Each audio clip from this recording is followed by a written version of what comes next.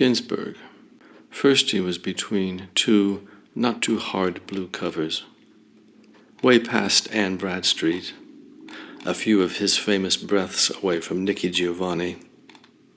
Mixed up with James Dickey's Sheep Boy, who raised a darkness in my hands, my jeans, my briefs, my sheets, my shower cataracts, that scared and electrified me as few shocks have since.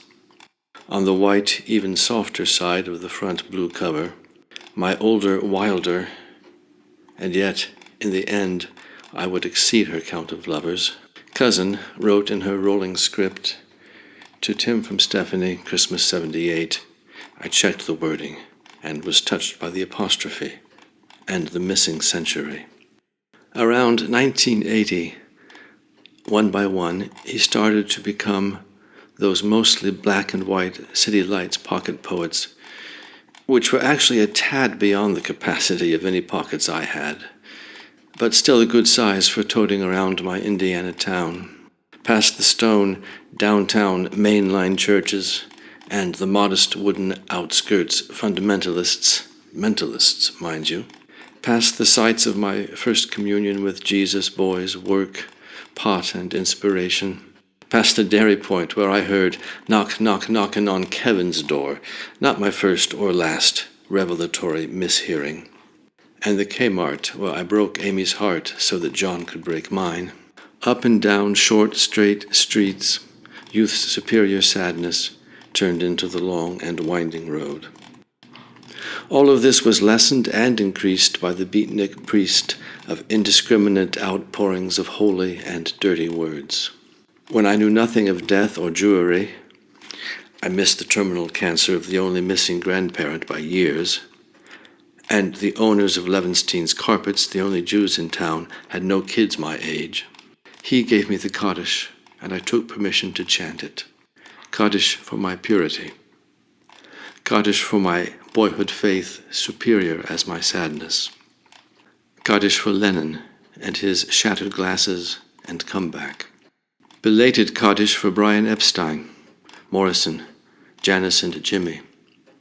Kaddish for Batman, Robin, and Bugs Bunny, for my wish to live in cartoons, to be a cartoonist, but not for my easy adoption of heroes and search for ridiculous bad guys. Kaddish for the notion that the passing of my purity was a death to be mourned. Kaddish for sharing with my brother when separate rooms set us free, like a long-married couple whose marriage comes to depend on a divorce of beds. Kaddish for a lineage of typewriters that led without mercy to laptops and tablets. Kaddish for Old Glory and glaring bald eagles on Reader's Digest covers. Kaddish for pocket poets, supplanted by a hardcover complete poems that sat fatter than the Bible on shelves in a series of rented flats. Kaddish when I fell out of love with the Beats, and Alan really did sit on my shelf as neglected as Reader's Digest and the Bible, and was sold with a cohort of companions when my addiction-depleted bank account wasn't enough to hie me from California back to the Midwest. When I redeemed him with his paperback, truly complete edition, it was out of nostalgia, and because Borders Books, going out of business, let me have him for a few bucks. Now I'm 56. It's Christmas morning. My ex-Buddhist husband and I are celebrating our permanent holiday from attempts to organize our faiths, by others or by ourselves. This leaves me free to replace the orgy of unwrapping with transferring my bloated CD collection to one small, vast device, and to read Ginsberg's late love poems to kids who are nice by not being too nice, and fall in love with kids and poems' bone thinness and relaxed, irregular rhyme. Now it's Boxing Day, and I recall him on the jacket of Bringing It All Back Home, which lies flat beside homework in my upstairs high school room. He's smooth-faced. Rudy Valley's straw hat tilts on his pate, hiding the incipient bald spot, like a dandy leaning on a walking stick, mentally congratulating me on my thoroughness, sending me notes about the leer of love, the leer of learning, the leer of political engagement. He takes the form of a review for Desire and preaches at me and my virginal friends, the choir, a sermon on the music of consciousness. By this time he shows the beard, scalp, and paunch of death, not the West's grim reaper, but the East's awkward mugger. Trim the beard, add streaks of gray and a professional blazer, and you get Alan, interviewed in his 60s, saying it's all about a group of friends declaiming what they feel and think. Add cancer and a whiff of saintly stink, and here he is, still longing for someone, man or woman, to touch him on the knee. And here is my palm on that floating island of a bone.